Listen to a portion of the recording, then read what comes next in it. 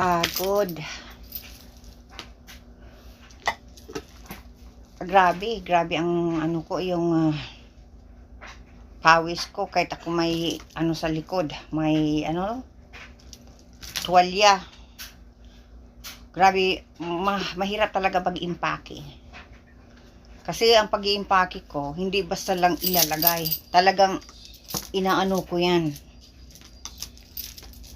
Makikita nyo yan pag nagdating na dyan. Talagang ang impake ko, akala mo galing, ano, lalaki ang nag-ano, yung pinakamahusay talagang mag-impake.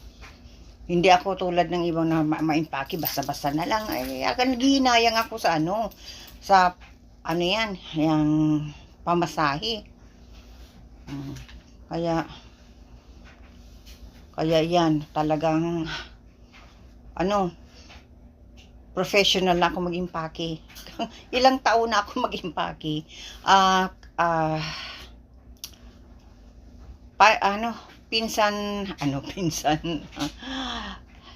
Insan Nori, Mama Ruri, kumusta sa inyong lahat dyan? Happy New Year. Pahinga muna dahil napagod ako sa pag-iimpake. Tapos naglinis pa ako ng bahay. Bago mag New Year, naglinis ako ng buong bahay dito sa baba. Tapos ngayong umaga nag-vacuum ulit ako kasi nagpunta dito sa Ding and family dahil birthday ni Alec. Nag-celebrate dito. Kaya naglinis ako. Yan. Kaya pagod, kaya pahinga.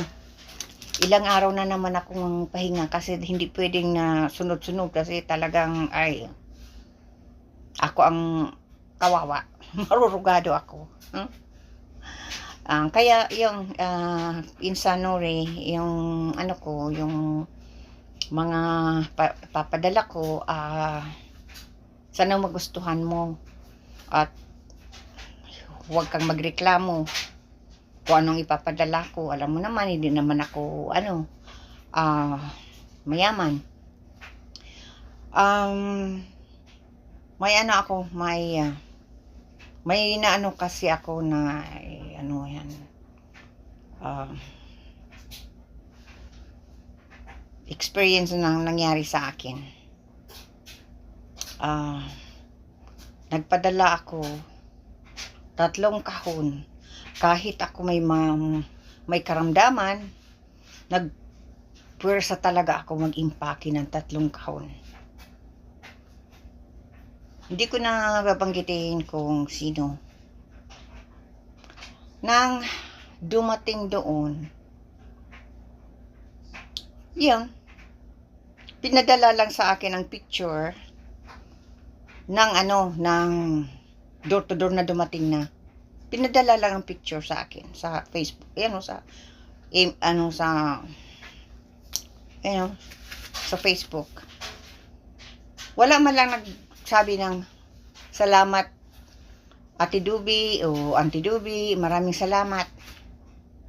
Wala man lang, basta lang pinadala sa akin yung kahon. Alam mo naman ang pag-impake, nakita nyo kung paano ang pag-impake ko, lalo na kung nasa pinaka masyado, napakailalim. Tuwad-tuwad ako dyan at naliligo ako. Pati puwit ko, pinapawisan. Hindi halata na akala mo nagbawas ang taba ko dahil mataba ako. Pero ang pagod at ang pursige na mag-impake para maipadala at para naman i-appreciate lang dumating doon. Hindi man lang ako nagkaroon ng kasiyahan. Hindi man lang tawag sa akin. Hindi man lang kahit ma-message na magsabing, "Oh, thank you, Auntie Dubi. Thank you." Wala man lang nagsabi.